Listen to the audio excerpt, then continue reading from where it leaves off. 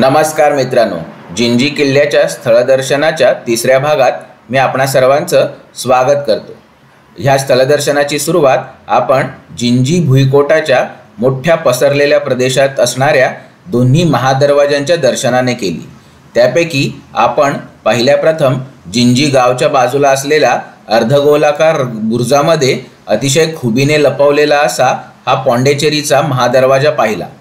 येथे असणारी अजस्त्र तटबंदी, भलभक्कम असं बांधकाम हे देखील पाहिलं। त्याचबरोबर जिंजीच्या कोटात दक्षिणेच्या देशातील असलेले वेगळ्याच प्रकारचं असं महिरपींच्या शिवाय असलेलं दरवाजाचं बांधकाम देखील बघितलं। त्याचप्रमाणे बुरुजात लपवलेल्या ह्या दरवाजातून आत प्रवेश करून येथे असलेला त्याचा दिंडी दरवाजा देखील पाहिला। त्याचबरोबर अर्धगोलाकार बुरुजात असलेली ही वैशिष्ट्यपूर्ण देवडी देखील अनुभवली। ह्याच खेरीज आपण जिंजीच्या भुईकोटाचा कधीच यूट्यूबवर न दाखवलेला असा वेल्लोर महादरवाजा देखील नकाशाच्या साहाय्याने पाहिला।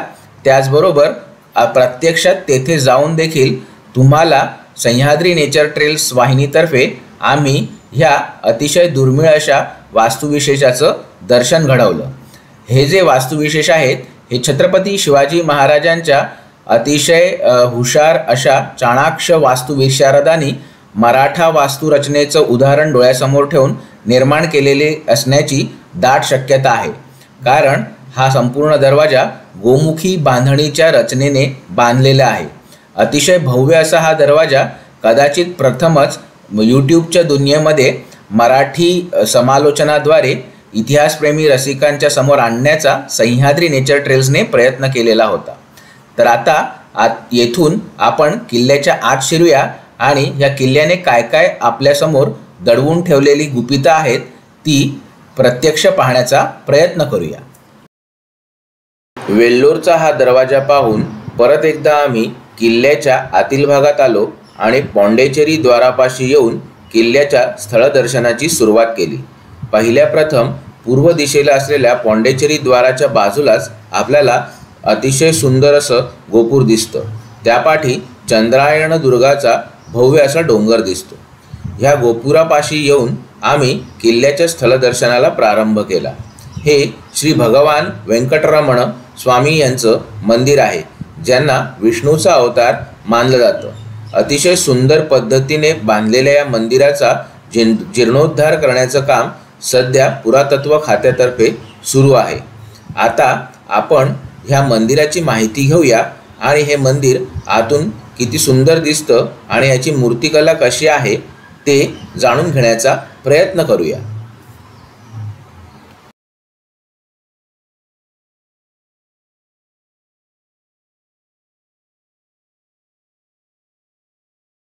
पॉंडेचेरी दरवाजा पाहिल्यावरच तेथून परत मुख्य तिकीट घराकडे जाताना आपल्याला डाव्या हाताला वेंकटरमण टेम्पल असा फलक लिहिला दिसतो।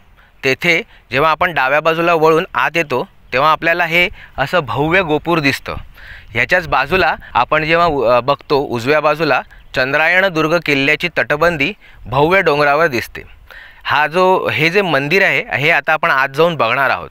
1570 ते इसवी सन 1600 ह्या काळामध्ये विजयनगर साम्राज्याचे जिंजी नायक जे होते त्यांच्या काळात मुथुयाळू नायक यांच्या काळामध्ये ह्या मंदिराची बांधणी झाली। अतिशय सुंदर असे द्राविड पद्धतीचं हे मंदिर आहे। त्याच्या गोपुरापाशी आता आपण उभे आहोत। हे पूर्वाभिमुख मंदिर असून याचे आतमध्ये वेंकटरमण भगवानांची स्थापना केलेली आहे। आता आपण आत जाऊन ह्या मंदिराची संरचना पाहूया। द्राविड वास्तुशैलीमध्ये बांधलेले हा मंदिराचे गोपूर अतिशय सुंदर दिसते। खालच्या भागामध्ये ग्रॅनाइटच्या दगडाची बांधणी असून ह्या गोपुराचं शिखर मात्र विटा आणि चुना यांच्या साहाय्याने बांधून काढलेले आहे। प्रवेशद्वारापाशी जेव्हा आपण येतो तेव्हा आपल्याला येथे ग्रॅनाइटवर अतिशय सुंदर मूर्तिकला येथे दाखवलेली दिसते। मंदिराच्या प्रवेशद्वाराच्या डाव्या बाजूच्या भिंतीवर अतिशय सुंदर मूर्तिकला येथे प्रदर्शित केलेली आपल्याला आढळून येते। येथे आपण पुराणातील समुद्र मंथनाचा प्रसंग कोरलेला पाहू शकतो। त्याचबरोबर येथे इतरही देवदेवता आणि ऋषीमुनींचे अंकन केलेलं आपल्याला पाहायला मिळतं। त्याचबरोबर मंदिराच्या उजव्या बाजूच्या प्रवेशद्वाराकडे देखील आपल्याला विविध अवतारांचं अंकन केलेलं दिसतं। इथे प्रभू श्रीराम, माता सीता, श्री हनुमान, शेषशाही विष्णू असे अनेक देवी देवतांचे अवतार कोरण्यात आलेले आहेत।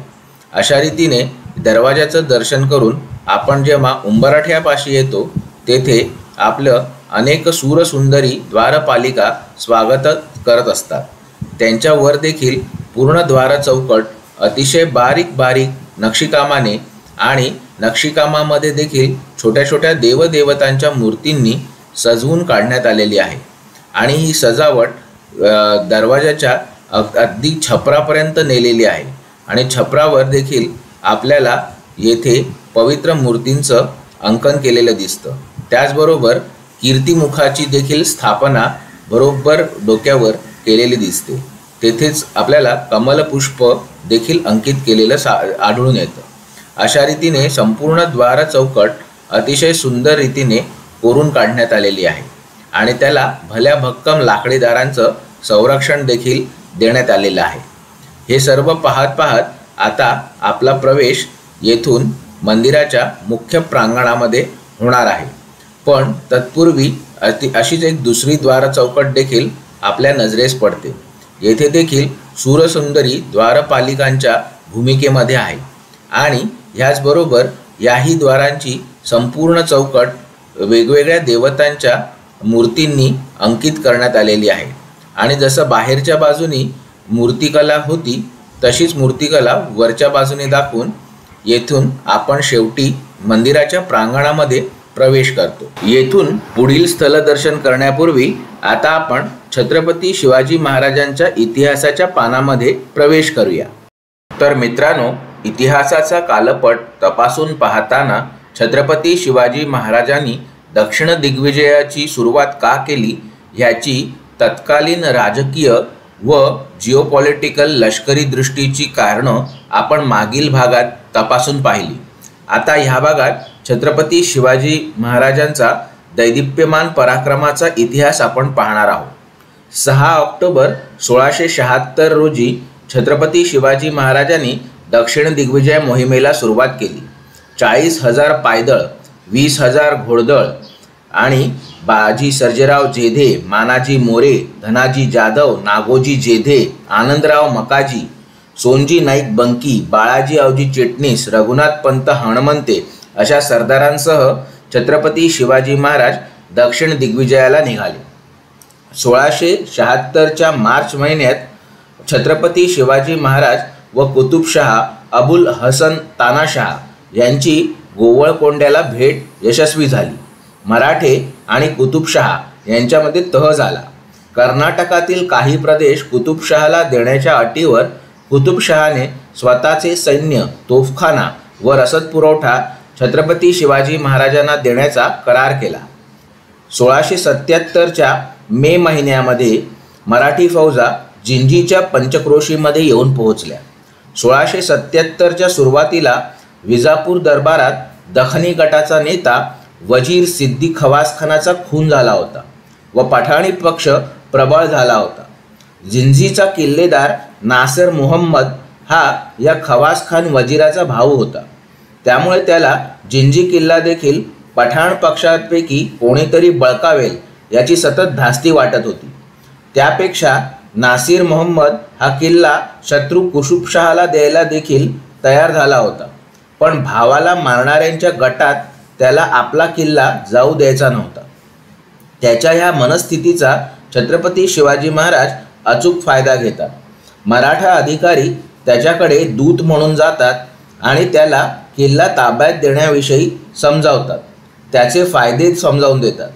त्याशिवाय नासिर मुहम्मदाला एक मोठी रोख रक्कम व वार्षिक 1 लाख रुपये उत्पन्नाची जहागीर देण्याचे आश्वासन मराठा सरकारतर्फे दिले जाते। आज ना उद्या शेरखान आणि बहलोल खान हे पठाण गटाचे सरदार आपल्यावर अतिक्रमण करणार व जिंजी हिसकावून घेणार, त्यापेक्षा घसघशीत रक्कम व दूरच्या प्रांताची लाखाची जहागीर घेऊन किल्ला मराठ्यांना देण्याचा सौदा नासिर मुहम्मद पटकन करून टाकतो। रक्ताचा एकही थेंब न सांडता मराठे मे 1677च्या मध्यामध्ये जिंजीवर भगवा फडकवतात. मराठे नासिर मोहम्मदला मोठी रोख रक्कम तर देतात, पण जहागिरीच्या आश्वासनाला मात्र गुंडाळून ठेवतात. त्यामुळे हा नासिर मोहम्मद निराश होऊन तब्येत खालावून पुढे लवकरच मरण पावतो. छत्रपती शिवाजी महाराज लगेच किल्ल्यावर येतात. किल्ला फिरून पाहतात. त्यांना हा किल्ला पाहून अतिशय आनंद होतो. छत्रपती शिवाजी महाराज लगेच किल्ल्यावर मराठा प्रशासन नेमून देतात. ह्या किल्ल्याचे पहिले किल्लेदार बनण्याचा मान रायाजी नलगे यांना मिळतो. तिमाजी केशव किल्ल्याचे सबनीस बनतात आणि संपूर्ण जिंजी सुब्याचे सुभेदार विठ्ठल पिलदेव अत्रे यांना बनवले जाते. याचबरोबर शिवाजी महाराज जिंजीसाठी स्वतंत्र इमारत खाते देखील स्थापन करून रुद्राजी साळवी यांना सुभा इमारत खाते जिंजी याचा कारभार देतात. जिंजी किल्ला ताब्यात आल्यावर महाराज लगेच त्याला आपल्या लष्करी पद्धतीप्रमाणे पुनर्निर्मित करायला घेतात. आजूबाजूच्या प्रदेशात देखील त्याप्रमाणे कारवाई सुरू होते. पॉंडेचेरीचा फ्रेंच गव्हर्नर फ्रान्सवा मॉरेत ह्याची बारकाईने नोंद करतो. त्याच्या रिपोर्टमध्ये पुढील उद्गार नमूद केलेले आहेत. Several small places serving only to the cause of the expenses of maintaining the garrison were destroyed. What were within were transported to Gingee. August 1677च्या नोंदीनुसार त्याच्या डायरीमध्ये खालील नोंद सापडते. Shivaji after having examined the site of Gingee which offered a very great protection gave order to cut off a part to demolish the few colonies and make new fortifications. Chhatrapati Shivaji महाराजांनी जिंजी किल्ल्याची पुनर्बांधणी करण्यास सुरुवात केली. त्यासाठी बरीच जुनी बांधकामे तोडायला घेतली. जुन्या तटबंद्या पाडायला वेळ लागतो म्हणून सुरुंग लावायचे ठरवले. त्याकरता मद्रासच्या फोर्ट सेंट जॉर्ज येथे इंग्रज वखारीच्या गव्हर्नरला कसबी माणसे मागवण्यासाठी पत्र लिहिले. इंग्रजांनी सुरुंग लावण्यासाठी माणसे मात्र दिली नाहीत. तरी पण चिवटपणे छत्रपती शिवाजी महाराजांनी काम थांबू दिले नाही. फेब्रुवारी 1678 फ्रान्सवा मॉरन त्याच्या रोजनिशीत नोंद करतो. They were vigorously labouring for the Gingee for demolishing a portion of the wall of that place and to refortify the area enclosed by it. French वखारीचा गव्हर्नर ज्याप्रमाणे ह्या नोंदी छत्रपती शिवाजी महाराजांविषयी करत असतो, त्याचप्रमाणे तत्कालीन एक जेजुईट पाद्री आंधे फ्रेयर्स त्याच्या रोजनिशीत जिंजीविषयी पुढील महत्त्वाच्या नोंदी करतो. तो म्हणतो, after the capture of the kingdom of Gingee, Shivaji as a experienced man who knew the great strength of the Mughals in India started to fortify himself for the future in order to resist the whole of their power. To attain this, he strongly fortified the main fort of Jinji. Though its situation is naturally impregnable, he pulled down the great part of its walls and built them again with the new bastion, so tactically constructed that it looked like a fortress built by Europeans than by any Indian. पॉंडेचेरीच्या फ्रेंचांप्रमाणे मद्रासच्या इंग्रजांचे देखील बारीक लक्ष शिवाजी महाराजांच्या जिंजी किल्ल्यावरील हालचालींकडे होते. फोर्ट सेंट जॉर्जच्या डायरी अँड कन्सल्टेशन बुकमध्ये 9 एप्रिल 1678ची एक नोंद सापडते.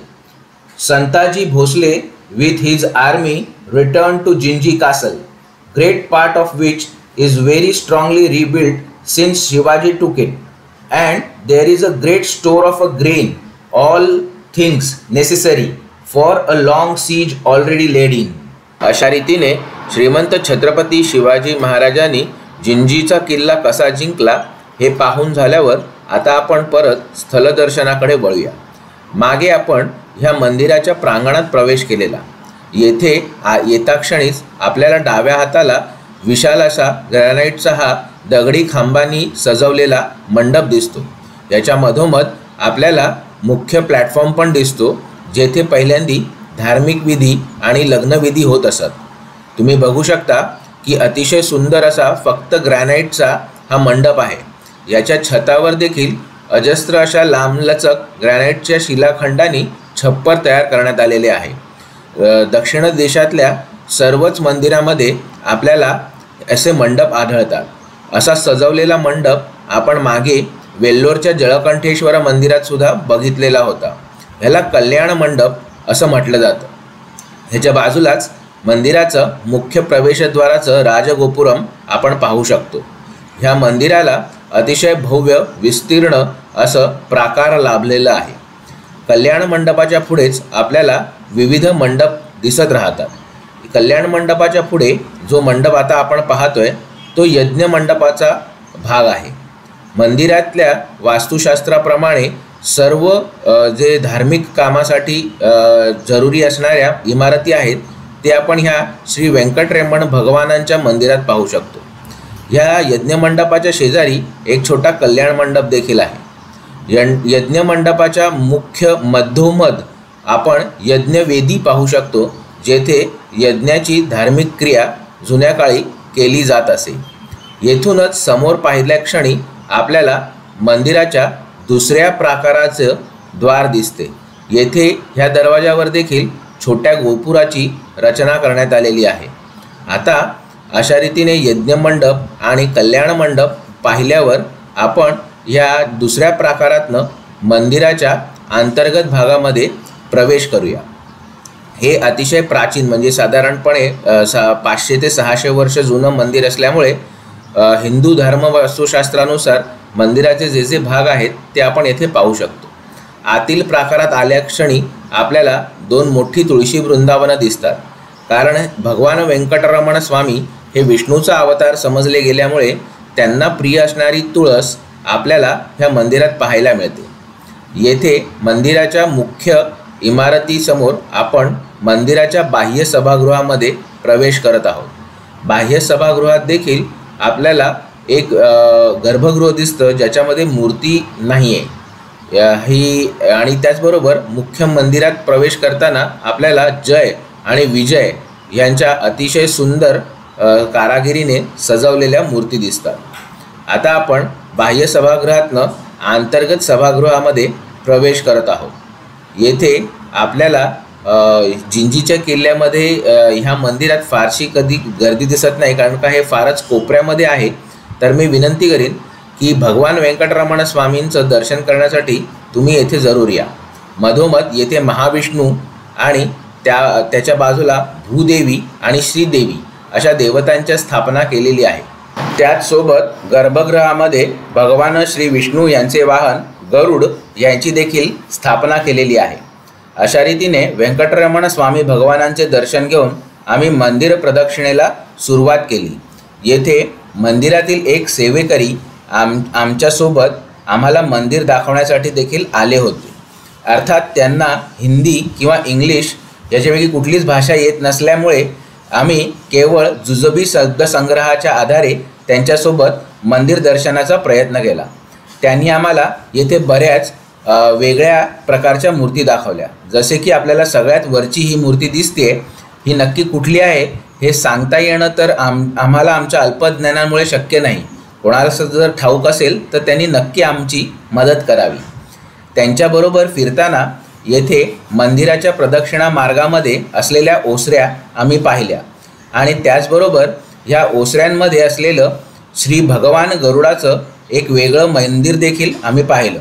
भगवान गरुडाची मूर्ती सध्या पॉंडेचेरी इथल्या संग्रहालयात आहे, पण ह्या मंदिराची खासियत अशी की दरवर्षी एप्रिल महिन्यात येथील कळसात असलेल्या ह्या छिद्रामधून सूर्यकिरणांचा अभिषेक भगवान गरुडाच्या मूर्तीवर होत असे येथील कर्मचाऱ्यांचे म्हणणे होते।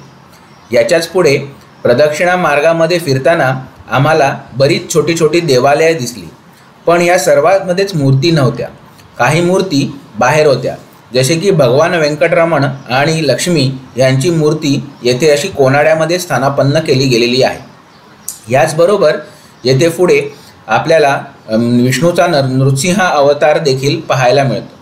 मंदिराच्या मुख्य गर्भगृहातील अभिषेकाचे पाणी बाहेर येण्यासाठी ही केलेली व्यवस्था देखील आपण येथे पाहू शकतो। त्याचबरोबर जळकंठेश्वर मंदिरात पाहिलेली जी पाल होती तिचीच एक छोटीशी बहीण इथे आपल्याला छपरावर कोरून काढलेली दिसते। कदाचित दक्षिण देशामध्ये पाली कोरण्याचा काहीतरी प्रघात असावा, कारण प्रत्येक मंदिरात आम्ही ही पाल मात्र जरूर पाहिली होती। अशा रीतीने ह्या प्रचंड मोठ्या मंदिरात हा जो प्रदक्षिणा मार्ग आहे त्याच्यावरून फिरताना आम्ही ह्या मंदिरातली वास्तुवैशिष्ट्य अनुभवत होतो। येथून बाहेर पडल्यावर मंदिराच्या मुख्य प्राकारामध्ये देखील बऱ्याचशा ओवऱ्या आणि भग्न अशा छोट्या छोट्या मंदिरांचे अवशेष आपल्याला पाहायला मिळतात। आणि येथून सध्या इथल्या बऱ्याचशा ओसऱ्यामध्ये आपल्याला जे पुरातत्व खातं आहे त्यांचं इथे बांधकाम चालू असल्यामुळे चुन्याची पोती देखील ठेवलेली आढळतात। काही खोल्या मात्र अशाच रिकाम्या आहेत, त्यांचे नक्की प्रयोजन काय होतं ते मात्र कळून येत नाही। असं सर्व प्रकारचं येथलं स्थलदर्शन करून आम्ही श्री भगवान व्यंकटेश स्वामींचं परत एकदा स्मरण करून ह्या मंदिराचा निरोप घेतला। येथून पुढच्या स्थलदर्शनाकडे वळण्याआधी छत्रपती शिवाजी महाराजांनी जिंजीचा किल्ला जिंकल्यानंतर इतिहासाच्या प्रवाहाने कुठली कुठली वळणे घेतली ते पाहूया। ऑक्टोबर 1677 रघुनाथ पंत हनुमंते यांना शिवाजी महाराजांनी जिंजीचे सरसुभेदार म्हणून नेमले। संताजी भोसले यांना लष्कराचे नेतृत्व दिले। छत्रपती शिवाजी महाराजांच्या स्वर्गवासापर्यंत ह्यांच्याकडेच जिंजी सुब्याचा ताबा होता। पुढे छत्रपती संभाजी महाराजांच्या काळात मात्र रघुनाथ हनुमंते यांनी राजांविरुद्ध कटात भाग घेतला म्हणून आणि 3 वर्षाचा जमा महसुलाचा हिशोब पण नीट दिला नाही म्हणून संभाजी महाराजांच्या हुकुमाने रघुनाथ पंतांना जिंजीत कैद करण्यात आले। पुढे हिशेब मिळाल्यावर छत्रपती संभाजी महाराजांनी त्यांना मुक्त देखील केले, पण सरसुभेदार पदावर कोणीतरी खास विश्वासातील माणूस हवा म्हणून छत्रपती संभाजी महाराजांनी आपली बहीण अंबिकाबाई हिचे पती हरजीराजे महाडिक यांची नेमणूक जिंजीचे सरसुभेदार म्हणून केली। मुख्य कारभारी श्यामजी नाईक पुंडे यांना नेमले। 21 सप्टेंबर 1687 मुघलांनी गोवळकोंड्याची कुतुबशाही जिंकली। मुघल सैन्य कुतुबशाही जिंकून दक्षिणेत आक्रमण करून आले। मुघल सरदार कासिम खान याने तांजावरच्या एकोजी राजांकडून बंगळूर जिंकले। जेधे शकावलीत या घटनेची नोंद पुढील प्रमाणे सापडते। शके 1609 आषाढ शुद्ध 10 जुलै 1687 बंगळीर म्हैसूरकरी मदत आणून कासिम खानाने फौजेनिशी गिळले।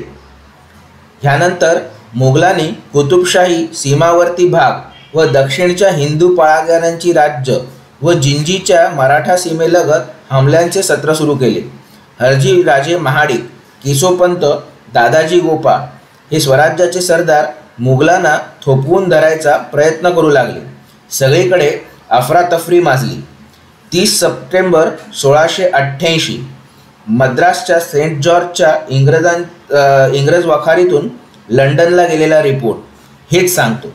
मुघल व्याप्त कुतुबशाही मुलखात सर्वत्र जुलूम जबरदस्ती सुरू असून सर्वत्र अस्थिरता आहे। जिंजी ते पोर्तो-नोवूचा प्रदेश संभाजीच्या ताब्यात आहे। त्याने हल्ल्यांचा नीट बंदोबस्त केला आहे आणि ते मुघलांचा प्रतिकार करतील।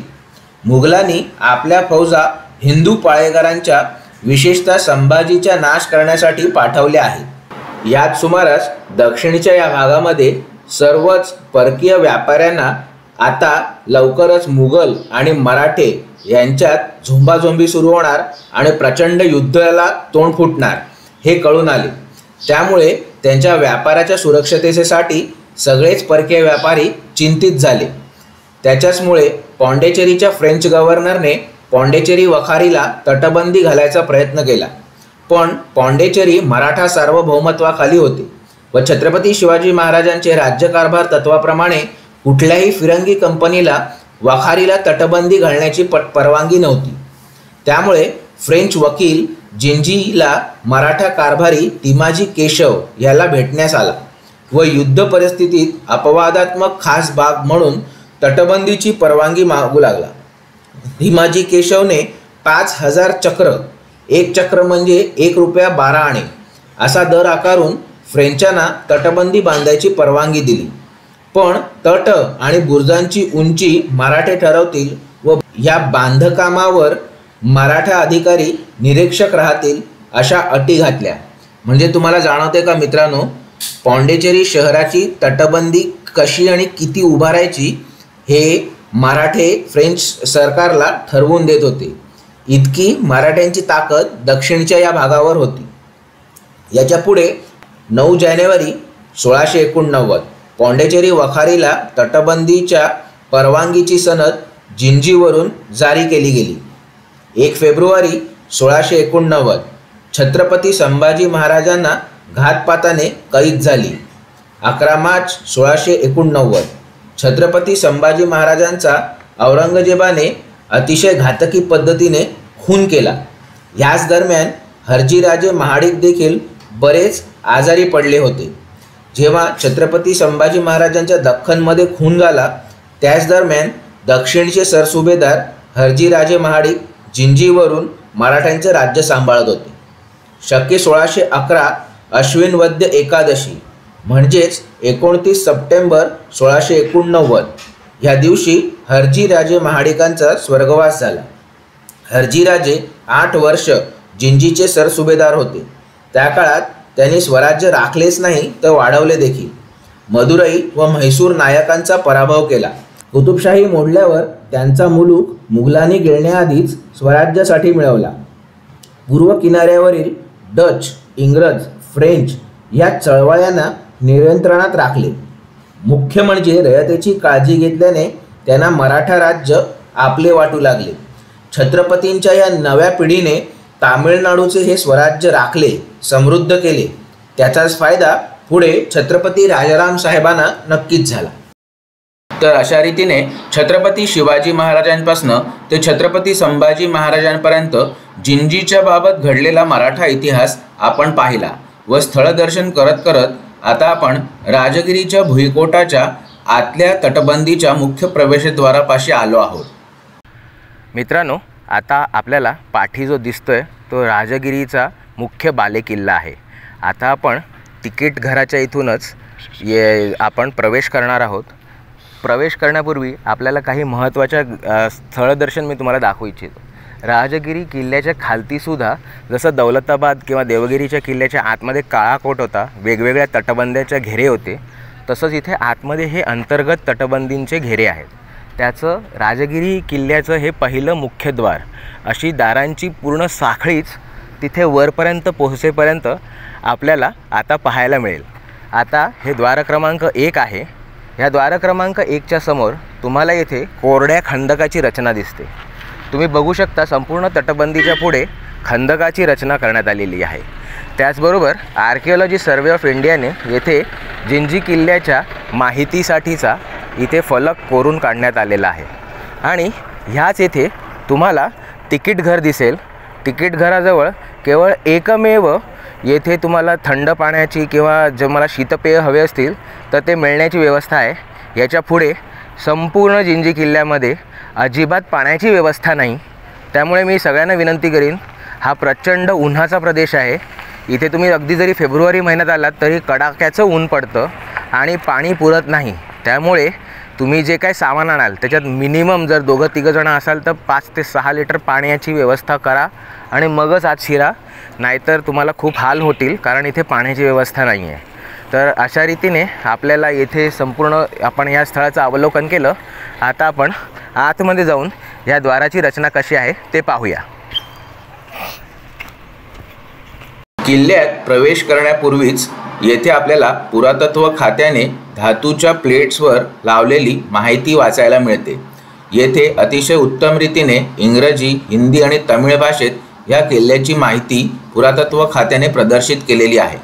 याच्या पुढे आपण जेव्हा किल्ल्याच्या दिशेने वळतो तेव्हा 2 अर्धगोलाकार तटबंद्यांच्या मध्ये असलेल्या गॅपमधून आपला प्रवेश किल्ल्याच्या मुख्य दरवाजाच्या पुढ्यामध्ये होतो. हा मुख्य दरवाजा एका अर्धगोलाकृती बुरुजाच्या तटबंदीच्या आवरणामध्ये लपवलेला आपल्याला दिसतो. आणि आत्ता ह्या दरवाजाची जी लाकडी दरवाजाची कवाडं आहेत ही कदाचित नवीन बसवलेली आहेत, पण पुरातन काळी ह्या किल्ल्याची दारं कशी असतील ह्याचा काहीसा अंदाज आपल्याला ह्या नवीन लाकडी दरवाजांमुळे होतो. येथून आत शिरताक्षणी आपल्याला पहारेकऱ्यांच्या देवड्यांमध्ये जुन्या काळचे पुरातत्व खात्याचे तिकीट घर दिसते, जे सध्या बंद आहे, पण येथे आपल्याला महत्त्वाची माहिती वाचता येते। यापैकी सर्वात महत्त्वाचा नियम म्हणजे दुपारी 3 नंतर राजगिरीच्या बालेकिल्ल्यावर चढाई करण्यास पर्यटकांना मनाई केलेली आहे, कारण सुमारे 2 तास चढाई करून पर्यटक वर पोचतात तोपर्यंत 5-5:30 वाजतात आणि किल्ला बंद होण्याची वेळ येते। त्याच्यामुळे हा नियम मात्र कायम लक्षात ठेवूनच भल्या सकाळीच राजगिरी किल्ल्याचं दर्शन करण्यासाठी येथे यावं। तर अशा रीतीने हा जो पहिला दरवाजा आहे तो ओलांडून आपण जेव्हा आत येतो तेव्हा आपल्याला तटबंदीचं अजून एक आवरण दिसतं आणि येथे आपल्याला दुसरा दरवाजा दिसतो। ह्या 2 तटबंद्यांच्या मध्ये अळंगा घालून देवड्यासुद्धा मजबूत येथे बांधलेल्या दिसतात आणि अजस्त्र अशा दगडाने तयार केलेली सुंदर अशी तटबंदी दिसते। येथून आपला प्रवेश दुसऱ्या द्वाराने किल्ल्याच्या अंतर्गत भागात होतो, पण तत्पूर्वी आपण थोडंसं इतिहासाच्या पानातनं फेरफटका मारून येऊया। शके 1610 विभव संवत्सर फाल्गुन वद्य अमावास्या म्हणजेच 11 मार्च 1689 संभाजी महाराजांनी मोठ्या धैर्याने मृत्यूला कवटाळले। मराठा राज्यावर प्रचंड मोठे मुघली संकट कोसळले होतेच, त्याला अवघ्या 25 वर्षाच्या महाराणी येसूबाई सामोऱ्या गेल्या। त्यांनी रायगडाचे किल्लेदार चांगोजी काटकर व सरदार येसोजी कंकांच्या मदतीने राजारामांना 9 फेब्रुवारी 1689 रोजी मंचकारोहण करवले। स्वतःच्या मुलाला गादीवर न बसवता तरुण जाणत्या राजारामांना मराठा राज्याचा प्रमुख घोषित केले। मुलाच्या सिंहासनावरील हक्कासाठी स्वराज्यात दुफळी माजू दिली नाही व स्वतःच्या पतीने बलिदान दिले तरी सिंहासन रिकामे असू शकत नाही। मराठ्यांचा एक राजा गेला तरी दुसरा आहे याची जाणीव औरंगजेबाला दिली। त्यामुळे चिडलेल्या औरंगजेबाने मोगल फौजांचा लोंढा स्वराज्यावर सोडला। शके 1611 शुक्ल संवत्सर चैत्र शुद्ध पौर्णिमा 25 मार्च 1689 एतिकात खानाने रायगडाला वेढा टाकण्याची सुरुवात केली। मुघली फौजा रायगडाच्या चौतर्फा मोर्चेबंदीसाठी येऊ लागल्या तेव्हा येशूबाईंच्याच सल्ल्याने राजाराम राजे 5 एप्रिल 1689 या दिवशी रायगडावरून निसटून गेले। मुघल हरकाऱ्यांनी राजारामाच्या पलायनाची पक्की खबर एतिकात खानाला दिली। मे 1689 राजाराम महाराज प्रतापगडावर पोहोचले। त्यांच्या पाठी मुघल फौजा प्रतापगडाच्या घेऱ्यात दाखल झाल्या। पुढे मुघलांचा पाठलाग चुकवत राजाराम वासोटा, सातारा, सज्जनगड, वसंतगड करत पन्हाळा किल्ल्यावर पोहोचले। पन्हाळा किल्ल्यावर संताजी घोरपडे, धनाजी जाधव, विठोजी चव्हाण, खंडोबल्ला, रामचंद्र पंत अमात्य, शंकराजी नारायण पंत सचिव, प्रल्हाद निराजी न्यायाधीश अशा महत्त्वाच्या सरदारांची बैठक झाली।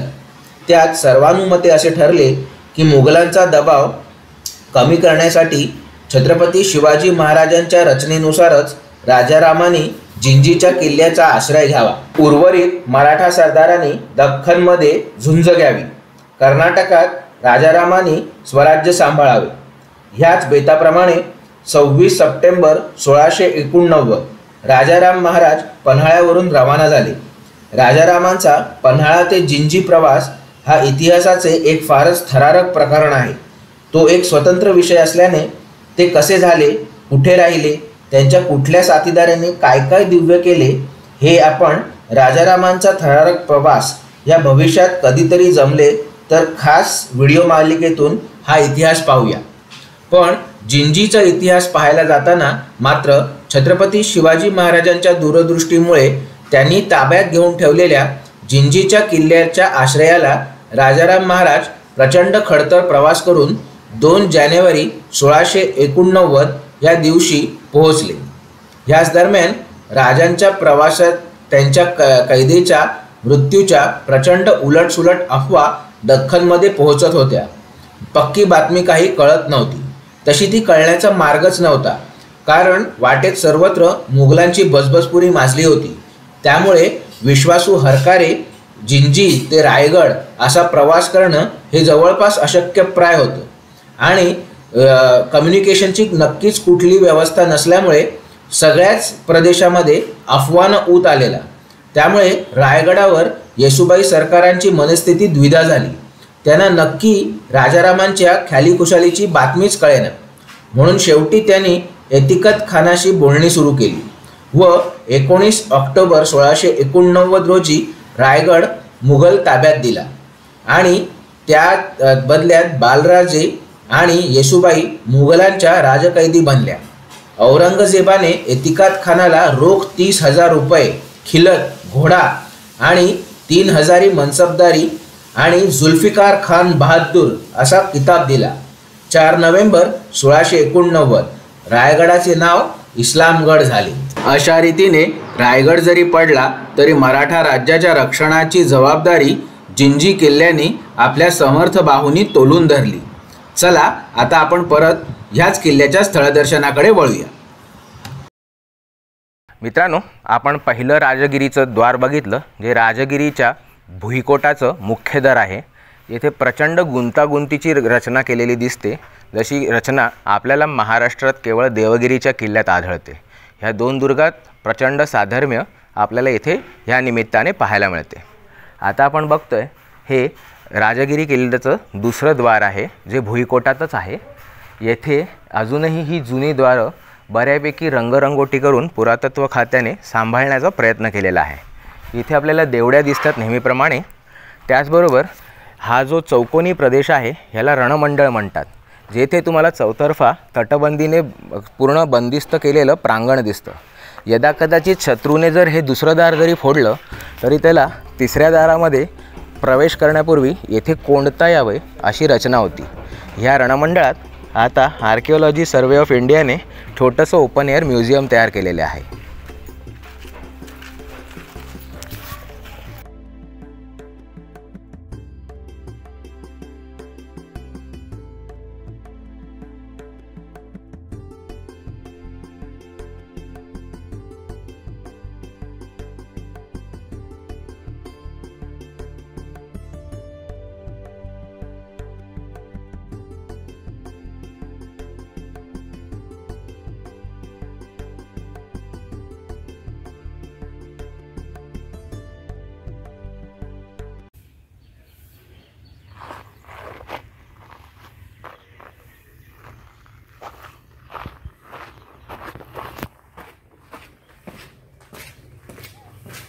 मित्रांनो, तर अशा रीतीने आपण भुईकोटाची ही गुंतागुंतीची द्वाररचना पार करून तिसऱ्या दारातनं आत आलो आहोत.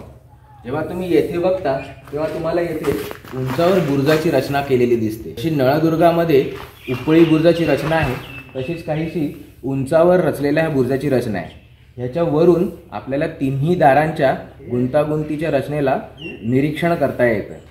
त्यामुळे कदाचित ही मराठा का वास्तुशास्त्राची एक ओळख म्हणून आपल्याला येथे जिंजी किल्ल्यात पाहता येते. अशा रीतीने आपण आता किल्ल्याच्या राजगिरी किल्ल्याच्या भुईकोटाच्या आत प्रवेश केलेला आहे. आता आपल्याला येथून चौथं दार दिसतंय.